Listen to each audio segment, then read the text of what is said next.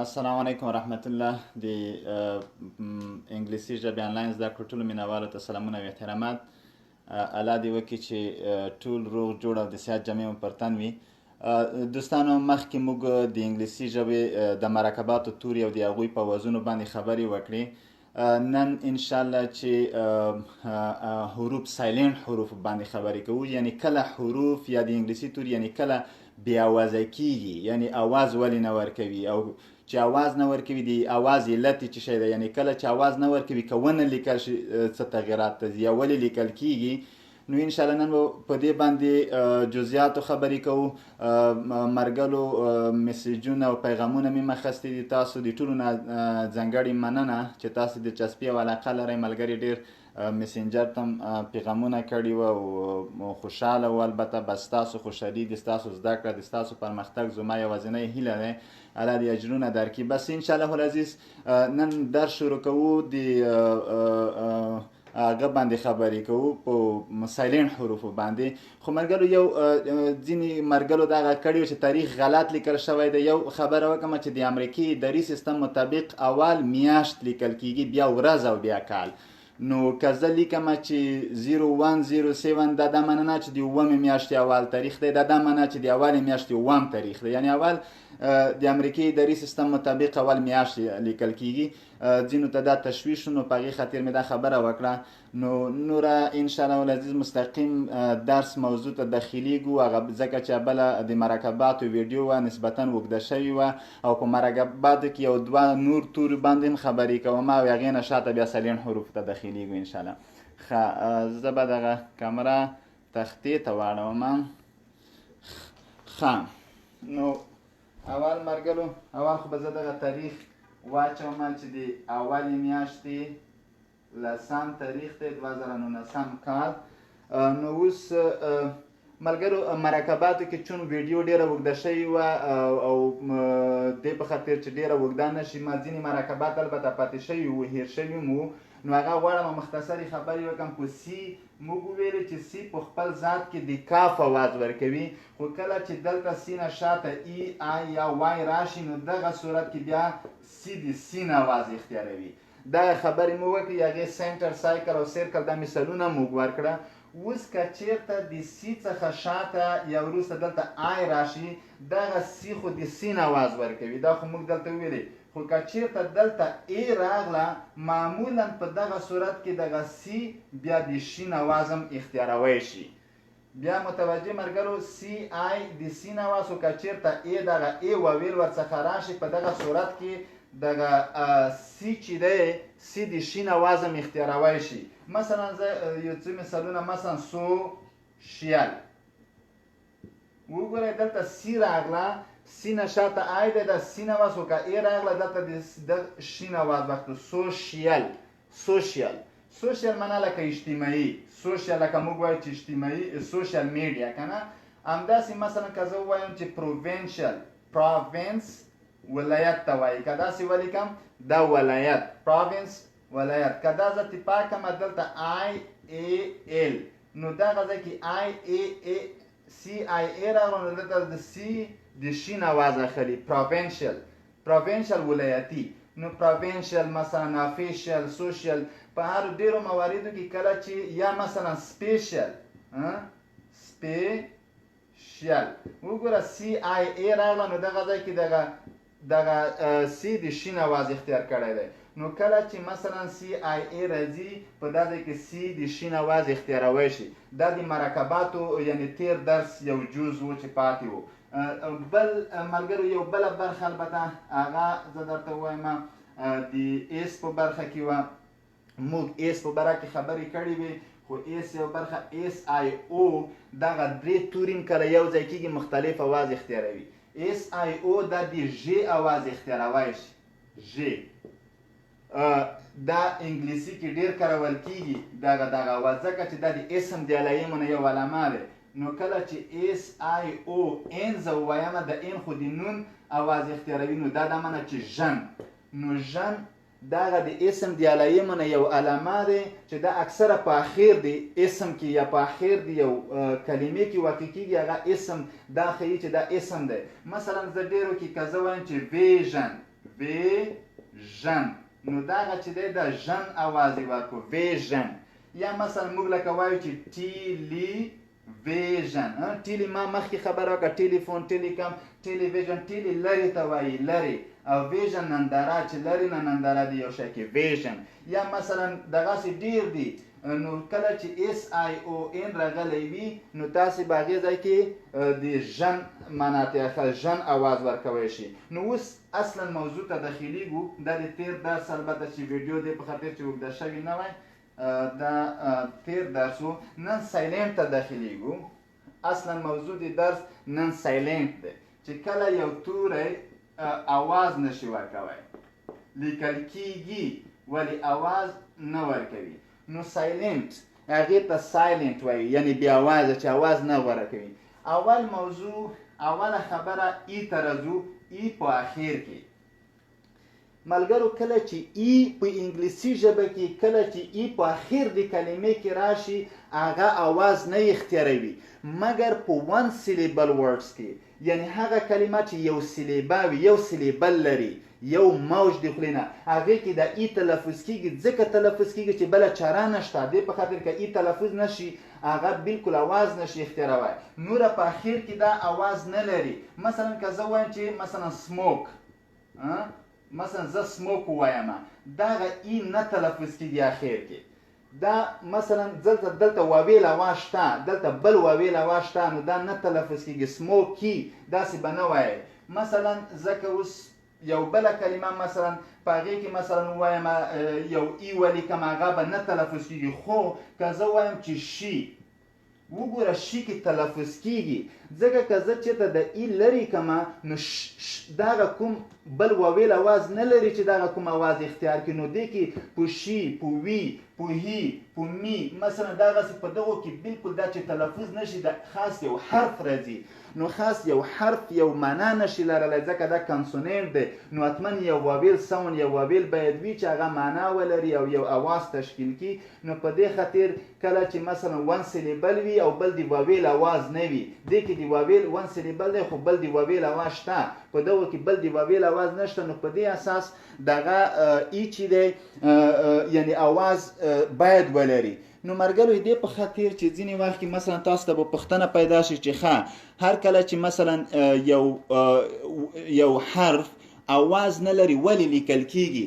دا دې په خاطر لیکل کېږي چې د بلې کلمې سره یې فرق وشي. مثلا زه وایم چې نوټ، دا ای صحیح دی چې نه تلفظ کېږي ځکه چې دلته بل واویل اواز شته، نوټ نوټ. خو که چېرته څوک وایي چې ښه چې نه تلفظ کېږي نو باید ون نه لیکی شي. خو زه وایم چې که چېرته دا ون نه لیکی شي نو بیا ناټ شو، اواز هم به هغه که وګوره ناټ، او د دې معنا فرق کوي. ناټ د نفي دپاره استعمالیږي، I am not a student. خو نوټ چې و هغه یاداشت ته وایي، دا مختلفه معنا لري د دې نه. نو دې په خاطر یو سایلنټ حرف لیکل کېږي چې د بلې کلمې سره فرق وشي، ګنې دا تلفظ کېږي نه. خو یو شي ته مو بل هم فکر وي مرګرو چې ډبل ای که چېرته راشي د ډبل ای تلفظ کېږي، خاص سینګل ای نه تلفظ کېږي په اخر کې. او دغه ای اواز هم بدلوی شي. مثلا که زه وایم چې چینج، دغه ای اخر کې چې دی نه تلفظ کېږي، چینجای نه ویل کېږي یا چینجي، چینجي نه ویل کېږي. مقصد د دغه د جیم دا د ګاف اواز لري، خو کله چې د جي نه شاته ای آی وای راشي په ډېرو مواردو کې د جیم اواز اختیاروي، خو د اواز بدلوی شي. وګوره د جیم اواز دغه چینج. نو سایلنټ په دې معنا نه چې هېڅ رول هم نه لري. یو رول خو دا دی چې د بلې کلمې سره توپیر کېږي، او بل رول یې دا دی چې په مخکیني واویل یا په مخکینی اواز باندې تاثیر اچوي. ځکه وګوره په نوټ کې وګوره که دا تی لري کې ای دا ناټ کېږي، د مخکینی واویل اواز بیخي بدلوي.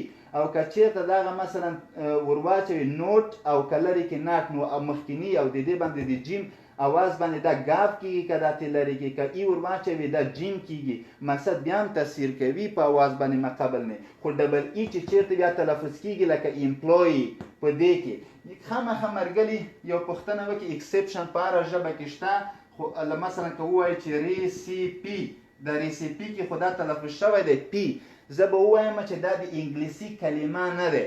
خاص داسې یو محدود یو دوه درې به وي یا فیانسې په نامه، خو دا د انګلیسي کلمه نه دی دلته تلفظ کېږي. ښه نو اوس داخلیږو دویمې موضوع دویم حرف ته ملګرو، چې دې په خاطر چې ویډیو ډېره اوږده نشي نو دویم حرف ته داخلیږو. په دې باندې ډېر بحث نه کوو، الله دې وکړي چې کومه ستونزه نه وي د ای په اواز کې. ملګرو بل دا دی چې کله ډبلیو راشي آر راشي په ابتدا د کلمې کې، د ډبلیو کله چې د آر نه مقبل یا مخکې وي ډبلیو نه تلفظ کېږي. دا ډبلیو آر چې راشي په ابتدا د کلمه کې د ډبلیو نه تلفظ کېږي. مثلا زه وایم چې رایټ. اوس دلته موږ دوې قاعدې زده کړې. یو قاعده مو مخکې زده کړه اول کې چې د ای خو هېڅکله په اخر کې نه تلفظ کېږي، ای تل نه تلفظ کوو، دا هم د یو. دویمه قاعده مو دا زده کړه چې د آر نه په ابتدا د کلمې کې کله ډبلیو مخکې راغی د ډبلیو نه تلفظ کېږي، دا هم نه تلفظ کوو. نو څه شی به کوو؟ خاص رایټ دا هغه به تلفظ کوو. رایټ رایټ لیکلو ته وایي، رایټ یعنې لیکل، رایټ لیکلو ته وایي. نو ځینې خلک رایټ وایي یا رایټي وایي، دا ټول غلط، دا هم نه تلفظ کېږي دا هم نه تلفظ کېږي. نو یا مثلا که زه تاسو ته بل مثال درکړم، مثلا یا ووایم چې رانګ. اوس دلته به چون په ابتدا د کلمې کې ډبلیو مقابل د آر نه راغلی نو ډبلیو نه تلفظ کېږي، نو تاسې رانګ یا ریپ، نو دا به ورانګ به نه وایي، دا به رانګ وایي چې غلط ته وایي. ښه دا هم د شي بله قاعده. او اوس راځو دریمې قاعدې ته داخلیږو. دریمه قاعده ملګرو دا ده چې کله کې په ابتدا د کلمې کې کې په ابتدا د کلمې کې یا کې ان راشي او یعنې د ان نه مخکې کې راشي د کې نه تلفظ کېږي. کله چې په ابتدا د کلمې کې کې ان راشي دلته کې نه تلفظ کېږي. مثلا که زه تاسو ته یو شی مثلا یا نایف نایف، دلته په ابتدا د کلمې کې کې ان راغلی ان نه مخکې کې راغلی دا کې نه کېږي نه تلفظ کېږي. کې نایفي به نه وایو، بله قاعده خو مو مخکې ویله چې ایم نه تلفظ کېږي، نو دا به نایف وایي نایف. نو تاسې به چې باید نیف ووایو نه به درته چې دغه دغ اواز بدل کړی دی د دې، که دا ایت لري کې دا نیف کېږي خو دا اواز یې بدل کړی دی نایف. ښه نایف چاقو ته وایي ملګرو، چاقو. خاص دا نه دی چې نایف مثلا نو دا به کنو نه وایي، دا هم نه تلفظ کېږي. نو ځکه چې نه مخکې ده یا نایف یا نو یا نالج، په دغه ټولو کې مثلا دغه کې نه تلفظ کېږي. نو دا یو عمومي قاعده زده کړئ چې کله په د ابتدا د کلمې کې د آر نه مخکې ډبلیو او یا ای نه مخکې کې راغلي، په دغه صورت کې دا حروف نه تلفظ کېږي. او دا مهمه موضوع. او بل ملګرو داسې دی چې اکثره وخت په انګلیسي کې حروف چې دي هغه ډېر داسې نه دي چې مثلا یا نه تلفظ کېږي، داسې دي هغه حروف چې نه تلفظ کېږي هغه دومره ډېر نه دي، محدود دي. نو په هغې اساس باندې یعنې دومره د تشویش وړ خبر هم نه دی چې سړی ووایي چې حتما زه باید هغه یا څنګه دغسې حروف سکین کېږي او څنګه یا سخت دي یا سخت نه دي. نو دا سخت نه دي، ډېره سختۍ خبره ځکه نه دی چې دا کلمات ډېر محدود دي. نو زه بله خبره باید وکړم ملګرو، وبخئ چې تلیفون زه هغه شو، زه د تلیفون برابر کړم. نو ملګرو دا کلمات چې دي دا ډېر نه دي، محدود کلمات دي. نو انشاءالله العزیز د تشویش وړ خبره نه ده چې سړی دا تشویش ولري چې دغه خو ډېرې قاعدې لري او داسې ډېر اصول لري، نو د دغو زده کول به ستونزمن وي. نو ما له نظره ستونزمن نه دي، ځکه چې موږ هم مورنۍ ژبه انګلیسي نه دی، نو دا مو زده کړي دي، نو انشاءالله چې مشکل به نه لري. نو په دې اساس یو بله قاعده درته وایم ملګرو، هغه دا چې مثلا که زه ووایم چې مثلا څلورمه قاعده البته فکر کوم. ښه اوس دغه ځای کې ملګرو مثلا اخر د کلمې کې اکثره ډېر وخت مثلا ام بی راځي، نو کله چې بی اخر یعنی ام نه وروسته راشي دلته بی نه تلفظ کېږي. دا یو قاعده، یعنی کله اخر د کلمې کې چې کله مثلا ام بی راشي دلته د بی نه تلفظ کېږي. مثلا که زه وایم چې مثلا کام، نو دا به کامب یا کامب، کامب د بی به نه وایي، کام کام. لکه ګمه اسم هم دی، هم ناون دی او هم ورب، یعنی هم اسم دی هم فعل دی. نو دلته مثلا د بی نه تلفظ کېږي یعنی ګمنځې ته هم وایي او ګمنځولو ته هم وایي. نو په دې اساس دغه بی نه تلفظ کېږي. یا مثلا که ووایم چې بم نو دغه بی نه تلفظ کېږي ځکه اخر کې د ایم نه وروسته راغلی دی. نو کله ایم نه شاته بی راشي بی نه تلفظ کېږي ځکه چې دا د ایم نه شاته راغلی دی. نو موږ بم مثلا داسې نه لیکو بم به داسې لیکو. نو په دې اساس نو دغه چې دی نه تلفظ کېږي. یا مثلا کلایم مثلا ختلو ته وایي که نه. نو ډېر داسې کلمات دي. دا خو یو قاعده ده چې تاسو ته ما وویلې. نوره به تاسې خپله دغه نور موارد به البته هغه کوئ چې کومو تاسو خپله داسې کلمات به پیدا کېږي او هغه به پیدا کوئ چې هغه په کومو مواردو کې مثلا دغسې اواز اختراوی شي. او بل پنځمې قاعدې ته راځم هغه دا چې دغه پی اس راشي په ابتدا د کلمه کې نو د پی نه تلفظ کېږي. خو دا هم ډېر داسې دي چې محدود کلمات دي یعنی ډېر کلمات نه دي چې مثلا ووایي چې یا سخت وي یا څنګه. مثلا زه که چېرته ووایم پی اس وای نو دا به په سای نه وایو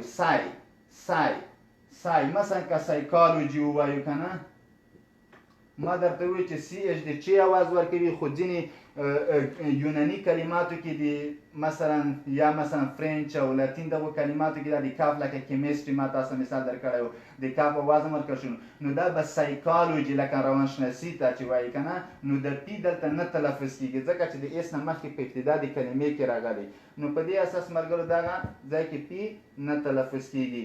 او ځینې یو بله عمومي قاعده چې البته تاسو ته ما ویلې وه خو دلته ملګرو یو یادونه یې کوم. ما ډېره عمومي قاعده ویلې وه خو بیا هم یادونه کوم. هغه دا چې مثلا کله چې دوه حروف یو اواز لري دواړه یو اواز لري نو تاسې به دوه اواز نه دی اخلی واحد اواز. مثلا ما تاسو ته چې سین د کاف اواز لري او کیم د کاف اواز لري. نو کله چې دوه یو ځای راشي د دوه کاف دام د کاف دا د کاف دوه کافونو اواز به نه دی اخلی یو واحد کاف اواز به دی اخلی چې اکثره ما درته مثلا چې اخر کې راځي مثلا یا په کلاک نو تاسې به کلاکک نه وایئ بلاک مثلا بلاک نو تاسې به بلاکک نه وایئ ځکه چې دواړه د کاف اوازونه لري. نو په همدې کې که په همدې سیستم مثلا زه یو بلې موضوع ته داخل شم مثلا چې هغه وایي مثلا اس د سین اواز لري اس ما درته وی چې کله د سینه د شاته ای آی وای هم راشي دام د سین اواز لري دام د سین اواز لري دا دواړه د سین اواز لري. نو مطلب دا چې کله دا دوه اوازونه یو ځای راشي تاسې به د یو سین معنا کوئ دواړو نه. مثلا که اس راشي شاته سی راشي او د سی پسې آی یا ای یا وای راشي نو دام د سی اواز اختیاروي. نو تاسې به دواړه مثلا یو سین اواز دغونه وایئ. مثلا زه یو مثال ورکوم ساینس اوس دغه ځای کې اس د سین اواز لري سینه شاته آی راغلی دی هم د سین اواز لري نو ساینس به نه وایئ ساینس داسې نه یو سین اواز به واخلئ ساینس دا د سین اواز ځکه لري چې شاته سی راغلی سینه شاته ای آی وای چې راشي سین اواز نو دا ساینس به داسې وایي. یا مثلا سنت نو دا وګوره اس د سین اواز او سینه شاته ای و آی وایم چې راشي د سین اواز نو په دغه صورت کې به د دوه سینونو اواز نه دی اخلی د یو سین اواز به اخلی یعنی سنت. نو په دغسې دا هم د شي بله موضوع. او بل دا چې ځینې وخت کې ځینې حروف لکه ما درته وویل جی ایچ په باره کې مې خبره ته کړې وه چې جی ایچ د غین اواز او په انګلیسي کې د فی اواز یا ساکن وي. نو کله جی ایچ مثلا چې شاته نه پوهېږم چې 1 نمبر د اتم دی جی ایچ چې شاته د آی نه راشي دا ساکن کېږي. دلته جی ایچ نه کېږي لکه ما درته ویلې چې های نو دلته جی ایچ یا لایټ دلته مثلا جی ایچ نه ویل کېږي. نو په دغه صورت کې دغه جی ایچ نه ویل کېږي دا هم ساکن وي. او بل ملګرو ځینې وختونو کې ایچ هم ساکن کېدای شي. مثلا که درته ووایم چې حروف د وي نه بغیر ټول حروف ساکن کېږي یعنی سایلنټ کېږي بې اوازه کېږي یعنی په ځینو مواردو کې خو دا کلمات ډېر محدود دي یعنی ډېر نه دی چې ساکن کېږي بغیر د وي نه کېږي. مثلا اوس که زه مثلا ځینې ځای کې وګوره ټاک د ال نه ویل کېږي یا واک د ال نه ویل کېږي. ځینې داسې حروف شته چې ساکن وي مثلا. یا مثلا د اور ساته چې وایي دې کې د ایچ نه ویل کېږي، یا هانس چې صادق ته وایي دې کې د ایچ نه ویل کېږي، یعنی ایچ سایلنټ دی. یعنی دغسې یو اخري خبره چې ویډیو اوږده نه شي او دغه هغه په دې خلاصوو، هغه دا چې مثلا ډېر وخت یا آی راشي مثلا، یا ای راشي مثلا، یا ای راشي، دغسې واویل راشي، بیا ډي راشي او شاته د جیم اواز راشي. په دا صورت کې د ډي نه ویل کېږي، ځکه چې دغه واویل باندې زور شوی دی تاکید د ډي بیا اواز خرابوي، نو دا نه ویل کېږي. ځکه تاسو مثلا یو څو مثال د دې ولیکمه، مثلا لکه بریج، بریج مثلا بریج چې دی دا ما ولیکلو ډي آی نه شاته ډي، مثلا د ډي بیا شاته جي ای دی که نه، نو د بریډج بریډجي یا بریډج او یا بریډګي دا شیان به نه وایي، بریج بریج، نو دغه ډي به نه وایي. یا مثلا بیج، نو بیج، نو په دغه ځای کې ای دغسې داسې، نو دا به تاسې نه وایئ. نو په دغه صورت کې فکر کوم چې دومره درس نن بس دی. انشاءالله العزیز چې په آینده کې به موږ تاسې هغه ته داخلیږو د جملاتو ته، نو بیا ملګرو نه مې خواهش دا ده چې درسونه زده کړي منظم او د نورو ملګرو سره هم شیر کړي. که څه سپارښتنې، څه غوښتنې او څه پوښتنې لري کولی شي هغه مثلا کمنټونو کې مطرح کړي. انشاءالله زه رسیدګي کوم دغه مواردو ته. ملګرو انشاءالله چې مخکې یادونه کړې وه او خوشحاله وو درسونو نه، بس تاسو خوشحالي زما یوازینۍ هیله ده. الله دې اجرونه درکړي. بس درسونه زده کوئ، دا یعنی سایلنټ یا چې کله یو حرف بیا وضع کېږي نو هغې په باره کې خبرې وي، هغه هم درته وي چې ځکه بیا وضع کېږي چې د بلې کلمې سره فرق وشي. نو نن درس په همدې ځای پای ته رسوو. ستاسو سپارښتنې بیا کوی شئ کمنټو کې ولیکئ. ټولو دوستانو نه نړۍ مننه. واخر دعوانا الحمدلله رب